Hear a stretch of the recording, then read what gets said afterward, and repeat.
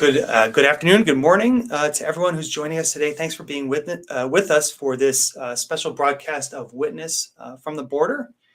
I'm excited to welcome Gia Del Pino from Kino Border Initiative here with us today. As you might know, Witness from the Border has been taking place for a number of years now as a way to share and to amplify the voices of people at our U.S.-Mexico border who are experiencing marginalization by U.S. immigration policy. The past couple of years, we've been focused on the situation of asylum seekers impacted by some of the policies that Gia is going to fill us in on today, especially Title 42, which we have a hopeful update on that Gia will dig into, and that we hope that moves forward. I want to welcome everyone who's joining us from wherever you are today. Please know that there'll be a chance to pose some questions to Gia as we move along through our presentation today. You can use the chat feature in Facebook or YouTube to share those questions. And we'll also have an opportunity to take action at the end of our session today. You'll be able to contact your members of Congress regarding the situation of Title 42 policy and some concerning legislation that has been introduced into the U.S. Congress. So I'm going to turn things over to Gia and say welcome to us from Southern Arizona today, and thank you for taking time to talk with us about this potential end, hopeful end of Title 42 that is scheduled to happen on May 23rd. Gia, so why don't I turn it over to you to introduce that and help us understand these issues in greater depth. Thanks, Chris, and thank you everyone for joining in, for tuning in. I know sometimes U.S. immigration policy can be quite complex and complicated to understand, and I think these sort of webinars are important to, spread the message that these laws, although they're obscure and sometimes complicated, have real human impact and cost. And at Kino, we work directly on the border. We work day in and day out with migrants, and we intimately know the human price of these policies that are inhumane and unjust. So I just want to kind of jump in with a quick overview of some of these policies to contextualize the current moment and so we can better understand why this is such a critical turning point in U.S. immigration policy history, and what we can do as supporters, as allies right now to turn the tides of history in favor of those who are most vulnerable and impacted, like asylum seekers.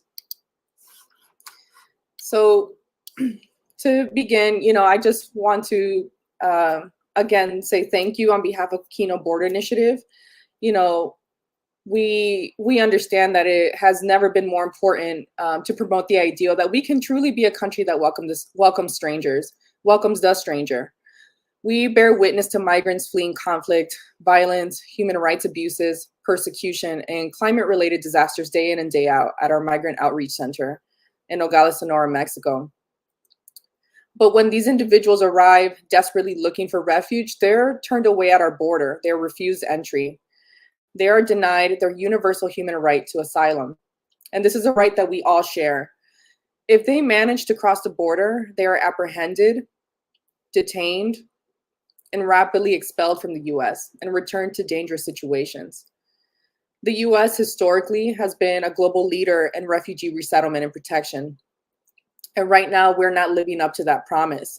We have a great task ahead of ourselves to, one, restore asylum to its full capacity, and also to recommit to our promise to uphold the protocols and protections for asylum seekers outlined in the 1951 Convention relating to the status of refugees. This was implemented after World War II, when the world saw a grave need to welcome people who are in exile, who are fleeing danger and persecution from other countries, and welcome them into other countries.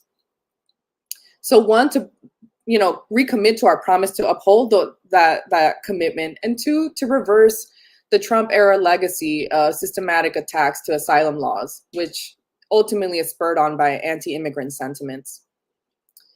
Today, specifically, we will focus on one obscure U.S. code, which is Title 42. That is part of U.S. health law. And better understand its dangerous ramifications on the thousands of migrants who are awaiting asylum at the border. Briefly, Title 42 began in March 2020 when the pandemic escalated globally. The Trump administration used COVID-19 as a pretext to effectively close the US border, blocking all asylum seekers searching for safety using Title 42.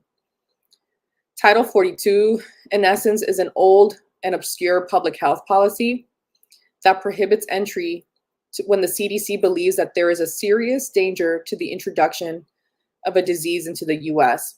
So that's why they decided to close the border, to stop the propagation of COVID into the United States at the time when COVID-19 was spread worldwide. Based on this unprecedented interpretation of the 1944 Act, the US is able to deny entry to anyone except US citizens, lawful permanent residents, and military personnel who arrive at a port of entry with valid travel documents. The US Customs and Border Protection, also known as CBP,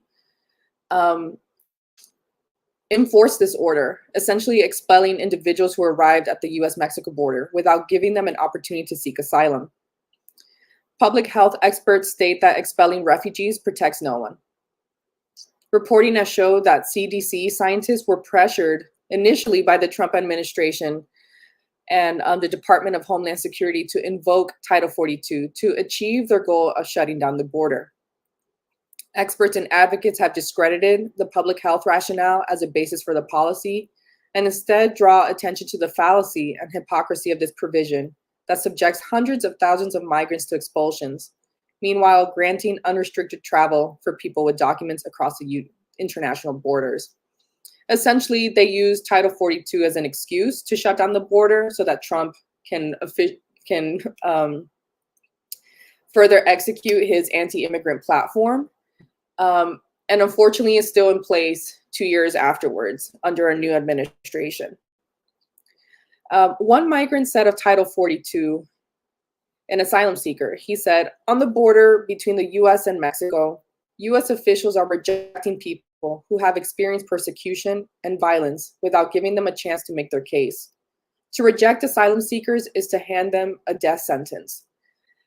And that sadly is the case. We've seen a lot of reporting that has shown over 8,000 cases of kidnapping, of rape, of violence, and even death due to specifically the Title 42 policy. And I just want to turn it over now to two short video clips from a press conference that was held on November 8th last year when the border reopened, not for asylum seekers, but for those who can show proof of vaccination and have valid travel documents. First, we'll hear from Jose Hernandez and Lisandro. I also want to mention that these folks are using pseudonyms because asylum seekers to even speak openly about their plight can jeopardize their asylum case in a potential future. So I just want to commend their bravery and their courage for lifting up their voice on behalf of all asylum seekers who are currently stuck at the border due to Title 42. Buenos días. Mi nombre es. Good morning. My name is Jose Hernandez. I am from Central America. We are here to welcome every member of the press that is here present in this space, to the members of the Kino Border Initiative, to the members of Florence Project, and to our migrant companions and everyone else. We are here seeing how the border has been opened for people with visas. Sadly, we've been excluded, the ones who are waiting for asylum. They don't take into account our urgency. They put us aside and they exclude us. It affects me because I live this. I fled with my family from my country a few months ago due to the death threats and the physical aggression that we suffered. We feared for our lives. Upon arrival at a border checkpoint, hoping to receive protection. Instead of that, what we found was a mockery against our dignity. We found rejection and, above all, discrimination. A Border Patrol agent told us, "You only come to the US to bring us COVID," even with curses that I will not repeat here. They blamed us. When I wanted to show them my negative COVID test, my proof of vaccination, they didn't allow me to. I couldn't get close enough to. Another immigration agent told us that they weren't going to give us water. So they denied us water because they said then everybody else would want water. Afterwards, they separated me from my family. They put me in a vehicle that was full of mud and trash, garbage. And without asking me anything, they just expelled me to Mexico. This is my experience. And sadly, this is just one of the many experiences that thousands of migrants have lived with through immigration system under this Title 42 policy. We can see that President Biden is still applying this Title 42, the same racist politic as Donald Trump. Because of this motive, because of this reason, we see ourselves obligated to stay here in Nogales, where we've been at the receiving end of laboral exploitation and discrimination. Rents for homes are exorbitant. I can say that rightfully and with experience because it's been extremely difficult and expensive to find a secure place, a decent place to live. We were in a house that they charge us 4,000 pesos monthly, 3 times as much as what we used to pay in our country. A house without windows, without locks, exposed to the cold at night. We became very sick. We were also exposed to delinquency. We don't have access to education for our children. We're willing to take the COVID-19 test or for them to vaccinate us, even though that may be difficult, because that's been the main pretext as to why they're saying migrants can't receive asylum. But we have the experience of many companions who have been vaccinated, who have the proof in hand when they approach border checkpoints, and they've been pushed aside. Their excuses, they have none left. The only thing they have is excuses, these pretexts without foundation to deny us asylum.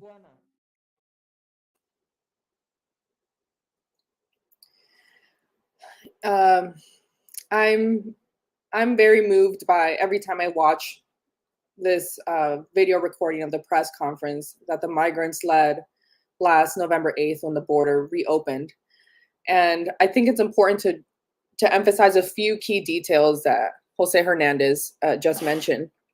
He called it a racist policy, essentially because when we eliminate all the logic of the policy, if migrants are willing to get vaccinated, and many of them did get vaccinated just so they can finally get close to a port of entry and seek asylum, they were turned away. So right there, that's proof that this is a fallacy. It's not really about stopping the propagation of COVID-19. It's more about barring people from seeking asylum. And I think something else that's really important about this is that, for example, Jose Hernandez is coming from Honduras. He fled from violence and persecution from his home country. He's arriving to the border. There is no process of asylum, and he needs to make a temporary life here. His child has to go without school for an entire year. He cannot find work because he's from a different country and he does not have the proper documentation to find a livelihood here in Mexico. For being a migrant and living at the border, they're targeted. People know that they're foreigners and they're exploited in terms of labor. Sometimes they get work under the table and their employer doesn't pay them because they don't have to. Their rent is 4 times the price because the landlords can hike up the prices simply because they're migrants and they want to. And just simply the fact that this is a border town makes it really expensive because a lot of the prices are almost one-on-one equivalent to the prices in the US. So for a migrant who's fleeing, who cannot find work, who probably left with very little resources and money to arrive at the border and try to sustain a life there for an indefinite period of time, because nobody knows. Well, now we know that Title 42 is going to reach an end, hopefully on May 23rd. But back in November, there was no deadline in sight. People were just living under extreme duress, extreme stress, extreme uncertainty and instability. And for parents who are navigating this very difficult chapter of their lives, you cannot imagine the stress, for lack of a better word, the stress of trying to survive this very vulnerable chapter of an individual's life, of a family's life. Next, I want to turn it over to Lisandro, who is a gentleman who was sitting right next to Jose Hernandez. He was vaccinated. He had proof of that vaccination. He had all the documents showing that he fled his hometown due to extreme violence by organized crime. Police reports, which also is very rare. A lot of folks do not have the opportunity to file police reports because many times the local police in their home countries or hometowns are colluding with the organized crime. So if they were to put forth a report or denounce someone from organized crime, they would be immediately targeted. But Lisandro had that documentation, which really helps in an asylum case in the future. He came forward with his family to a port of entry the day that the border reopened on November 8th, and he was turned away. So I just want to give him play that clip where he's sharing his testimony of that incident. Buenos días. Mi nombre Good es morning. Lisandro. My name is Hace Lisandro. apenas una hora, yo Barely an hour ago, I solicité attempted, asilo en la along casa. with my family, to request asylum at the Yo checkpoint. llegué y presenté I arrived, mi comprobante de vacunación. Yo ya I cuento gave con them todas my las proof of vacunas. vaccination. I've La already been policía de vaccinated. migración nomás The immigration agarró police y no me just dijo looked nada at de it, nada. didn't tell me anything. Ahí estuvimos por casi 15 minutos. We were there Nomás porque for traía almost 15 minutes, un policía más de alto rango. and Me they dijo brought que over a mi police of a higher comprobante de ranking. vacunación He told me his no name and podía told me servir porque that no había for the time asilo. being, I couldn't get asylum, that there was no asylum for us, Se abrió la frontera para las personas que that the solo border was only open to que llevan folks pasaporte who are oficial. coming as tourists and Que who no have a nos passport, podían who have a visa, no nos podían dar el asilo que porque that no they había. couldn't give us asylum because there Yo a mi wasn't any. expectativa pues yo veo que es una política racista la verdad. My expectation Porque yo aún was teniendo la vacuna this is a racist me policy. negaron el Even asilo having a y es mi vaccine, they've derecho denied my asylum. It's my right ya to que yo request vengo asylum. de un lugar I flee muy from a peligroso la country, verdad from a place where it's y very cómo es posible dangerous. que nos hagan esto And how is a it millones possible de for them personas to que do nos this to encontramos us? aquí Millions of y families that we find ourselves here ellos no se dan suffering, cuenta de lo que realmente and estamos pasando. they don't realize Se what we're pusieran going ellos through, en really. los zapatos If they para put que themselves vean in lo our que se shoes siente so estar they could see what it estar feels sufriendo, like to be like ser this, humillados, to be suffering, to be ser humiliated, agredidos to be assaulted, y pues ser amenazados por la to mafia, la be verdad. threatened by mafia, really. Pero los de inmigración pues no, But the people nomás from con un solo no lo immigration, sacan, la no, verdad. no, and you can't move them from that spot of no.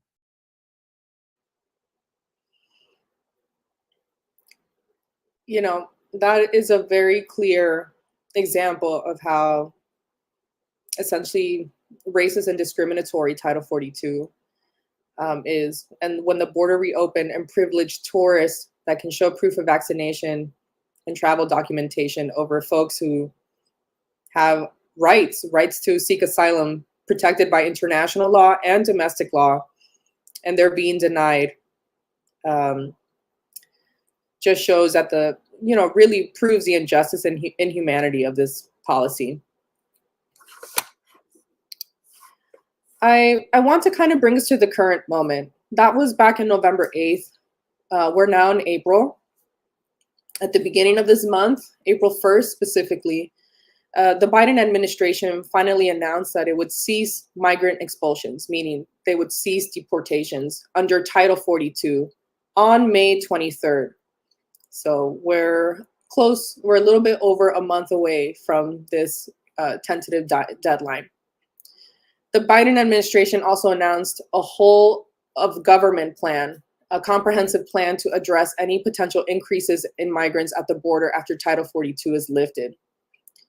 Shortly after that, members of Congress on both sides of the aisle criticized this decision and voiced their concerns, ranging from the fear of open borders on the Republican side to the lack of plan in place on the Democrat side. I'm currently in Arizona, and both of our Democratic senators were opposed to this deadline of May 23rd, and actually urged the Biden administration to extend the deadline until a comprehensive plan was presented. They had the audacity to say that service providers like the Kino Border Initiative that are on the border do not have the capacity to meet the need of many asylum seekers that would essentially come to the border to seek asylum once we reach the deadline. But they really didn't have a place to speak on our behalf. We have been ready. Many other service providers are ready to really accompany and accommodate all the migrants that have been waiting for 2 years. They have been waiting for 2 years, if not longer, for a chance to seek asylum. So that, completely dispels any kind of concern from members of Congress about processing folks from the service provider perspective. At least 2 standalone bills have been introduced in the House and in the Senate, tying Title 42 to the Surgeon General's public health emergency. This has far-reaching consequences for public health funding to fight the pandemic. And Republicans have threatened to file amendments to the stalled COVID-19 relief bill that would extend Title 42. Again, I think it's worth emphasizing that we need to immediately repeal Title 42, lift it, because Title 42 has exposed asylum seekers to chaos and violence, in particular Black asylum seekers to disproportionate harm. Title 42 has not deterred asylum seekers and refugees from traveling to the southern border. It has, in fact, increased the numbers of desperate people fleeing danger and seeking protection because access to safety has been blocked. So this rhetoric or rhetoric of invasion of many migrants coming to the border,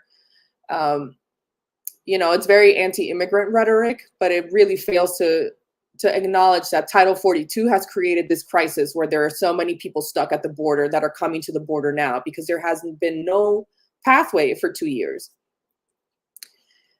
Many of those who are quickly expelled attempt to re-entry when their asylum claims are not heard. So not only is this manufacturing a crisis of people, a lot of asylum seekers and migrants coming to the border, it's perpetuating a crisis of people who are taking their chances crossing the southern Arizona desert and perishing on their journey, which is devastating. Neither Title 42 nor any other dubious policy of its kind can deter people who seek protection from persecution. Title 42 has exposed asylum seekers to violence after expulsion, with almost 10,000 reports of kidnapping, rape, assault, torture, and more. Furthermore, Title 42 has had an outsized negative impact on hypervisible Black asylum seekers from Africa and the Caribbean in particular, including but not limited to mass deportations of gruesome violence against Haitian migrants by CBP or Customs and Border Patrol officials.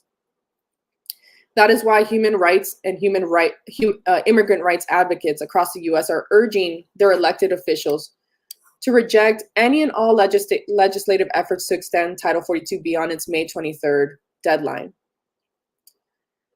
Also, this is keeping in mind that there's another policy that's called MPP, or otherwise known as the Remain in Mexico policy, in place, which I'll go into for a little bit later. But both ending Title 42 and the Remain in Mexico policy is urgent. It's urgent for racial justice, for human rights, and it's an urgent civil rights issue. And we encourage everyone to call their elected officials to vote for the end of this, to tell them to please vote for the end of these inhumane policies. To kind of talk about the human impact of Title 42 specifically, I want to transition over to Zaida. She is a single mother who arrived at the border a couple months ago with her children, and she has a lot to say about the human cost of Title 42. ¿Te puedes presentar? Soy Zaida. ¿Y de dónde vienes y por qué te fuiste de tu pueblo? Vengo de Guerrero y me salí por persecución. Persecución, que eso igual lleva a la muerte. Son cosas que los cárteles hacen, entonces nos vemos obligados a salir para salvar nuestras vidas, ya que ellos no nada más nos torturan, sino que también nos matan. Y no es solo a una persona, sino es a toda la familia. Para ellos lo importante es no dejar rastro de nadie, no dejar ninguna prueba.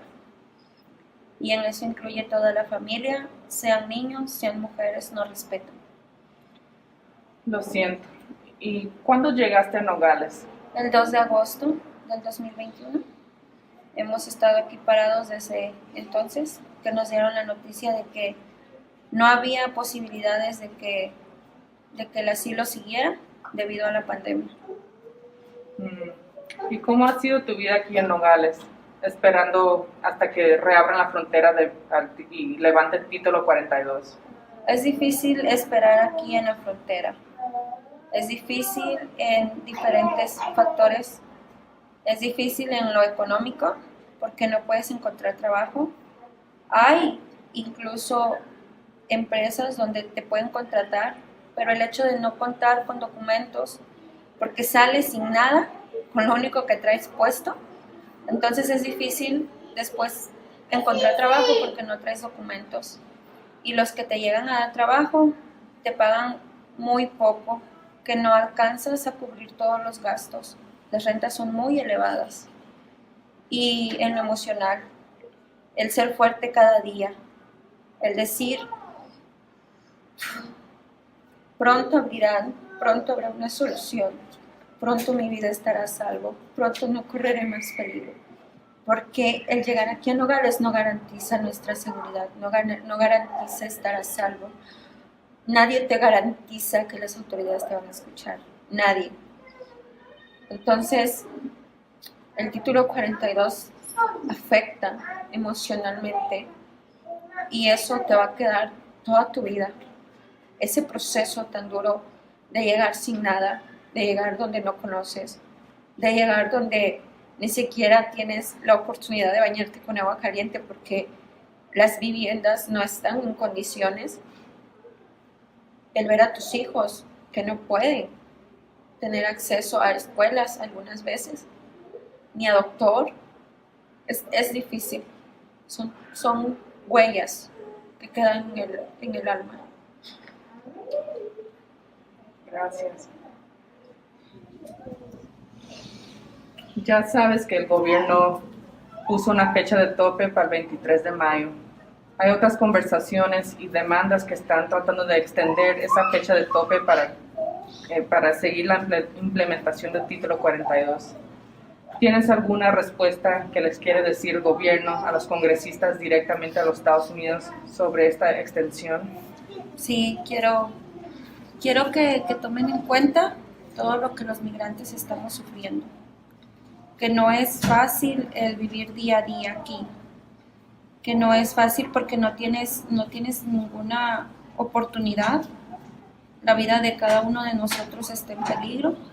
El título 42 nos ha llevado a tomar decisiones que pues nos llevan a la muerte, a miles de migrantes, miles de mujeres, que los congresistas se den cuenta que no somos una carga, no somos personas que solamente vamos a estar allá sentados y wow, ya estamos bien, no, somos personas que queremos estar a salvo, queremos una vida mejor en seguridad, de no estar día a día pensando que puede ser encontrado, que puede ser tal vez tú el que salga en las noticias que moriste o que tu familia se murió, que tomen en cuenta esas cosas, lo que vivimos miles de migrantes aquí, que esa ley, el título 42, nos ha llevado pues a la muerte, mujeres, niños intentando cruzar, no para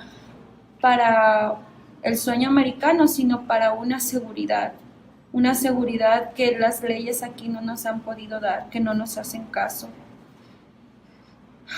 que vean todo el sufrimiento que hemos pasado, todo lo que hemos vivido, que es difícil, que el gobierno pues ponga fin a esa ley para que también la gente migrante deje de morir, porque están muriendo, intentando poner sus vidas a salvo, están muriendo.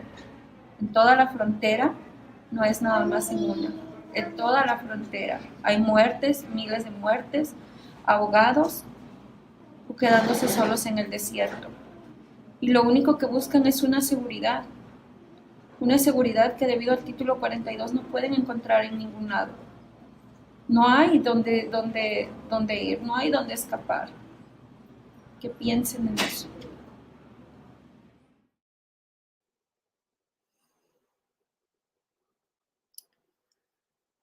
Sorry, I had to.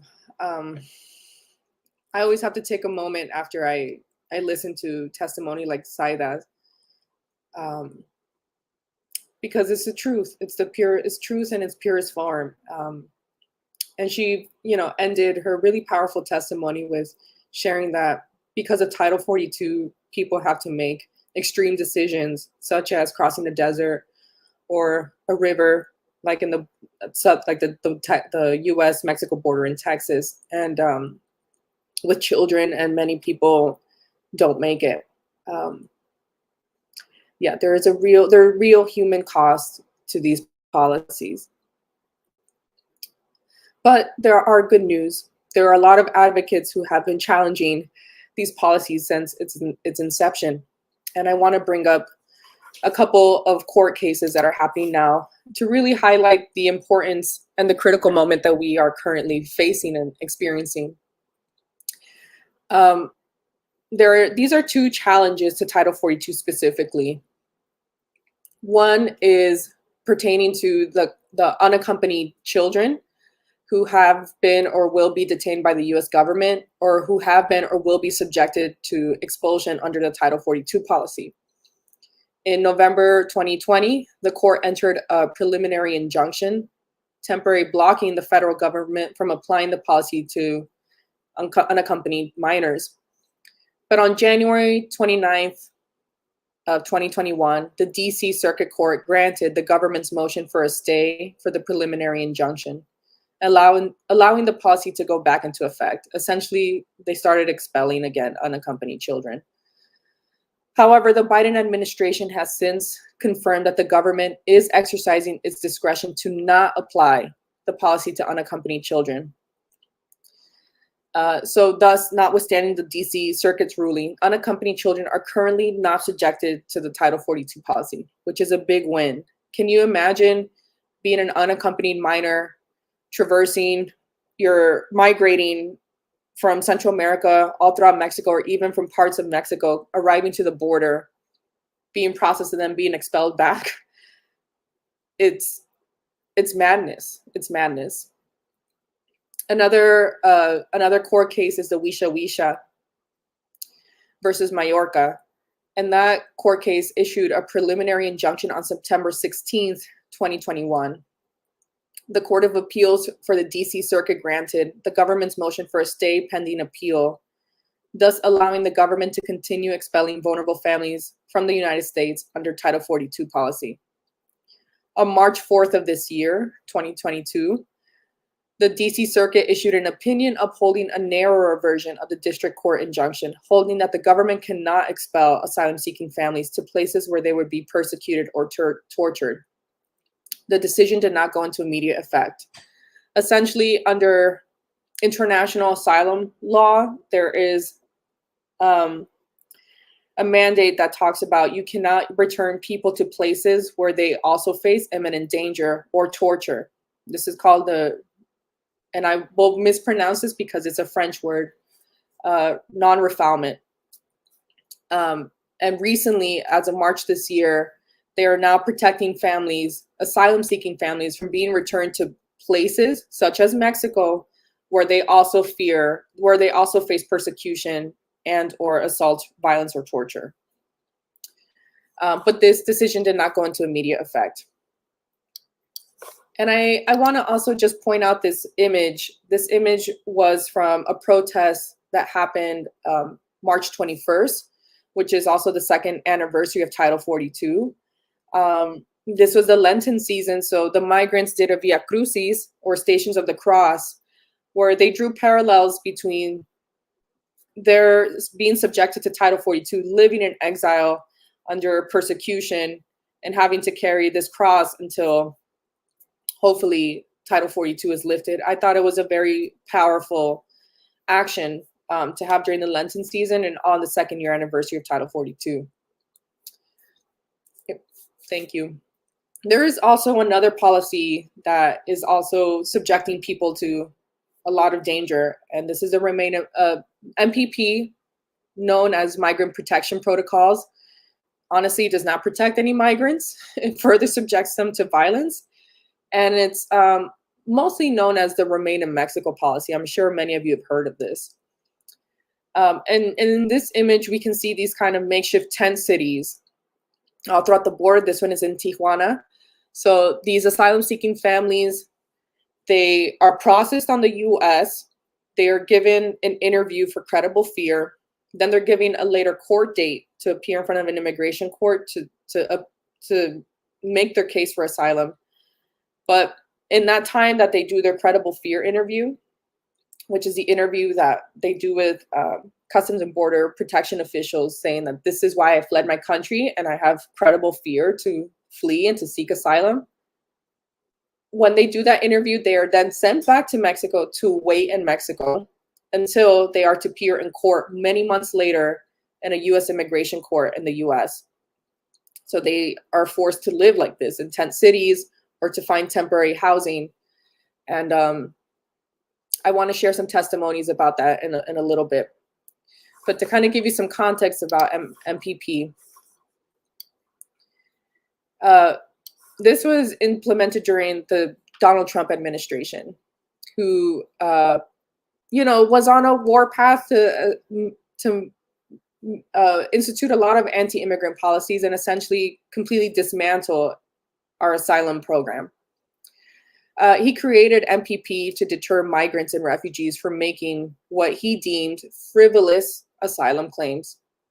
I mean, just that word seems very offensive in the face of what all the testimonies we've heard today. These are not frivolous. These are families fleeing for their lives. The policy, which came into effect in January 2019, forced people who arrived at the border seeking asylum to wait in Mexico for their U.S. immigration court hearings for months and sometimes years. About 70,000 people, among them children, were forced to wait in Mexican border towns, often in dangerous and unsanitary refugee camps as a result of the policy. Their access to legal counsel was also limited. MPP was heavily criticized by the U.S. and international right groups who said it violated the U.S. government's obligations, both under domestic and international law, as I've mentioned before. Fulfilling a campaign promise, Biden stopped new enrollments into the program on his first day in office on January 20th. He effectively suspended MPP. In the following months, his administration began to unwind the policy by allowing people who were still waiting in Mexico to enter to the U.S. to continue their asylum cases. In August, a Trump-appointed judge in Texas ruled in favor of 2 Republican-led states that had sued the Biden administration over the arbitrary termination of MPP. This court in Texas ordered the administration to reinstate the policy. So now we have MPP 2.0. The Biden administration appealed the decision to the US Supreme Court, but it declined to block the Texas court ruling. The Biden administration said it would abide by the Texas court order, but that it would continue to work towards ending the policy. The administration also later said that they would make MPP more humane. A lot of advocates like Kino, we just think it's impossible to make an inhumane policy humane. Fundamentally, it's an inhumane policy. So this MPP 2.0 came into effect last year, December 6th. And the first 2 migrants were returned back to Mexico on December 8th. Next week is an important date. On April 26th, the Supreme Court will hold oral arguments in Biden versus Texas. The Biden administration is still fighting to unwind this policy. This will determine whether the Biden administration may end the dehumanizing Trump-era immigration policy, and whether presidents can enact their own domestic and foreign policy. So it's also important because it's setting a new legal precedent. And for over 3 years, this program has withheld the right, just a reminder, because Title 42 has been in effect for 2 years, MPP has been in effect for over 3 years. This program has withheld the right to seek asylum from thousands of people, subjecting them to horrors such as kidnapping, rape, and worse. So both of these policies deny people asylum and subject them to a lot of harm. If we could, thank you. I just want to read 2 quotes from MPP folks who came through Kino through MPP 1.0. Diosmani is a political asylum seeker from Cuba. He did cross the southern Arizona border. He was returned back to Mexico, and he says of the Remain in Mexico policy, he says this: "I'm fleeing 2 layers of persecution, first in Cuba and the second here in Mexico. But at this point, Cuba has left my mind. I focus on what's happening now, what I feel now. Mexico is unsafe, and I have been able to see just how unsafe it is. I have been extorted, mistreated. I've had to go to the doctor. I've been beaten by the gangs. Every day that I am here, my risk increases." MPP is an inhumane policy. You cannot return people to danger, and these border towns target migrants who are asylum-seeking migrants. If we can go to the next slide. This is somebody who was subjected to MPP early on. So this is now 2020. They did not want to share their name. And this is an entire family from Guatemala who's seeking asylum. The father says, "I never imagined I would have to wait in Mexico. I was in Nogales for almost 2 weeks. I was sad, but I have a lot of faith in God that he is going to help me with my case and help me arrive to the US and not have to go back to Guatemala. I don't want to stay in Mexico because there is a lot of crime. I don't understand why they send people to court in Juarez, El Paso, maybe just to make us give up," which is a very interested and apt analysis. Another form of deterrence is making people wait very far from where they have to appear in immigration court. Nogales to El Paso or Juarez in car is close to 4 hours, if not 5. These folks often don't even have the financial means to buy a bus ticket, let alone for one person, imagine for an entire family, to then reach the border, then to cross again, then to appear at an immigration court. It just seems like an impossible feat for many people.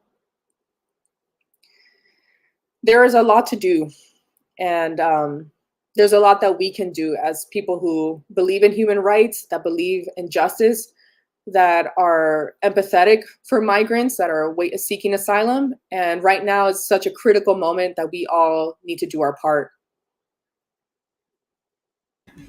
Thank you, Gia, for sharing that, and especially for the work of the Kino Border Initiative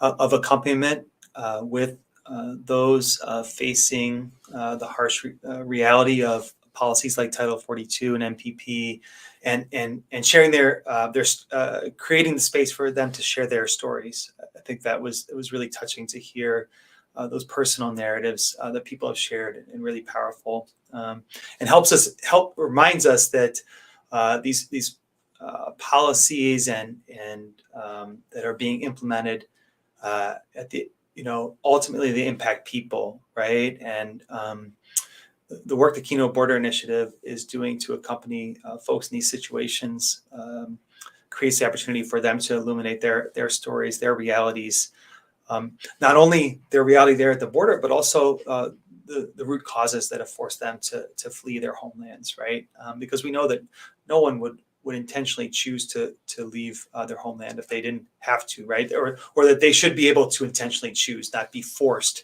to flee. And that's a core value of our Catholic social teaching. Gia, one question that came up here, shared on social media today, was obviously this announcement of the May 23rd ending of Title 42 offers some hope, but with trepidation too, that there might be something that stalls that or keeps that from happening.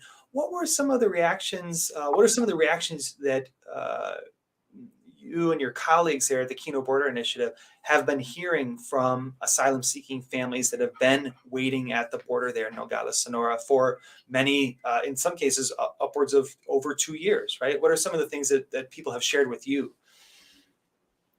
They were, we were in a meeting with many migrants when Secretary Mayorkas announced this via Twitter, and then it was officially announced, published on the DHS's page.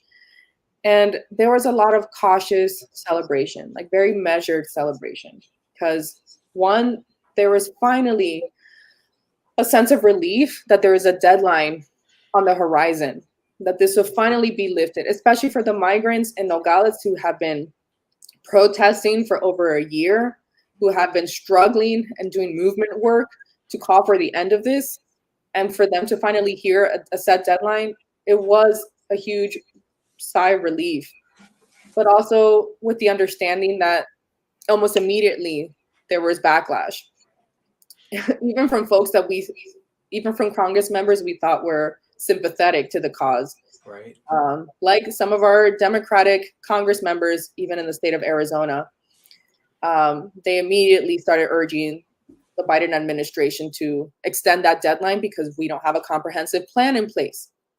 Well, we've had 2 years to develop a plan. It's really no excuse. And every day that Title 42 is in place, people are subjected to extreme harm, if not death. So people cannot continue waiting. And so it was measured because they knew that there was going to be a protracted fight and battle to keep Title 42 in place.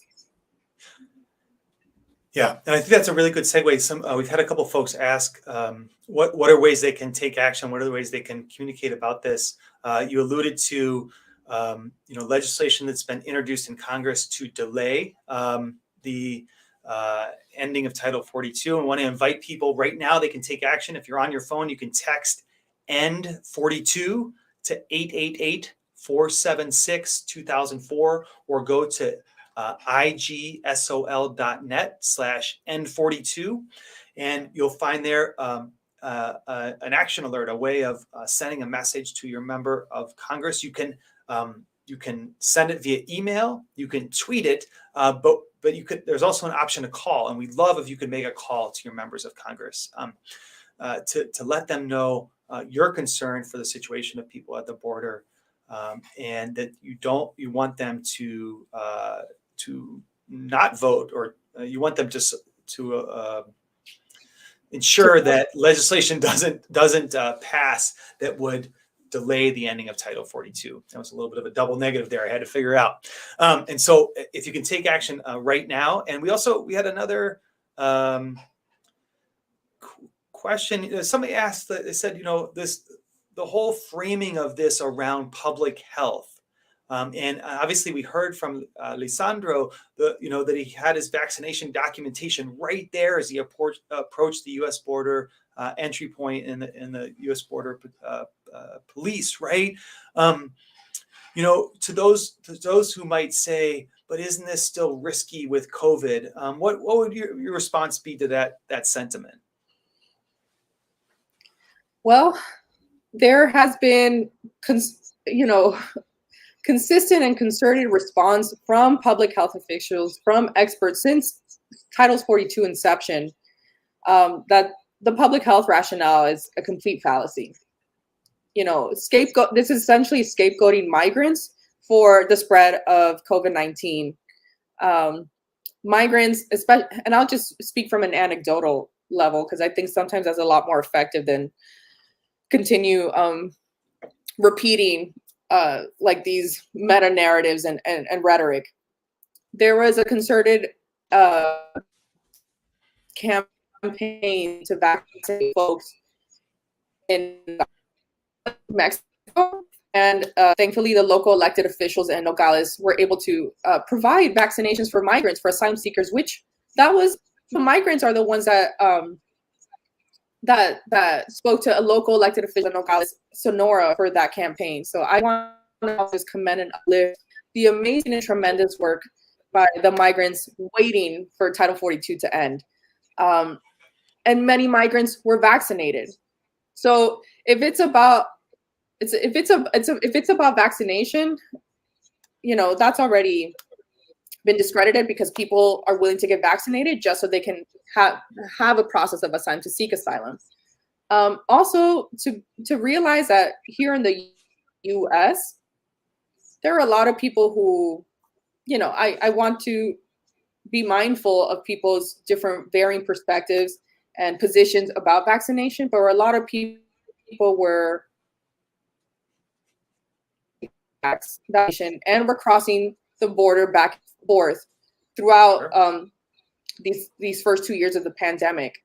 So this excuse or this logic that keeping the border closed only to people that can show proof of vaccination is also countered by people who were crossing back and forth even before November 8th, when the border was officially reopened.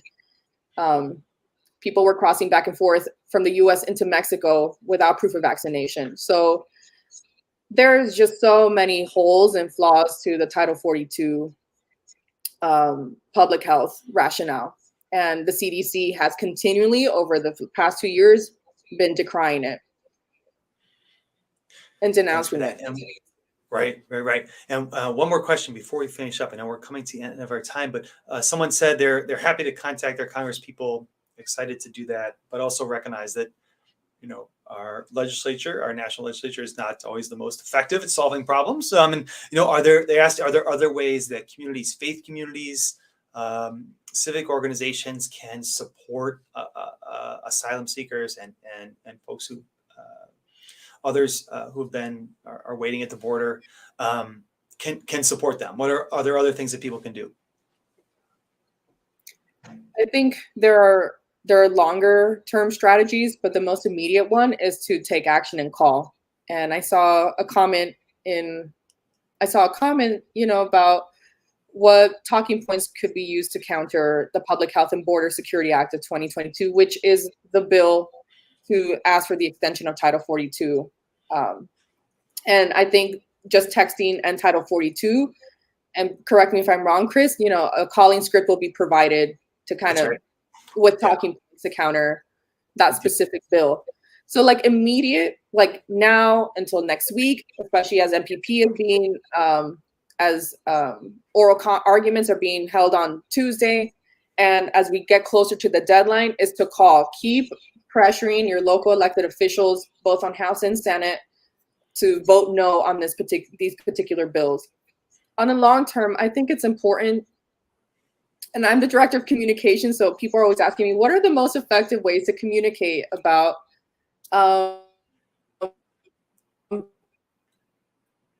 what and kind of change hearts and minds? Yeah. Honestly, I believe one-on-one conversations are the most effective. Take these stories with you, take them to your family members, take them to your parishes, take them to your community. Let them know, because one thing that's really important to realize is that this crisis is in visible for not live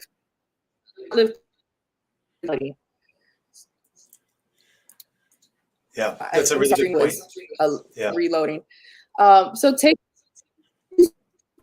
with you and remind and also, you know, ask people like if you were in the same position, wouldn't you do the same? I think that engenders empathy, but also calls into spirit and calls into mind this spirit of welcoming, the spirit of encounter. We have to be welcoming of folks, welcoming of refugees, welcoming of asylum seekers in our home, in our communities.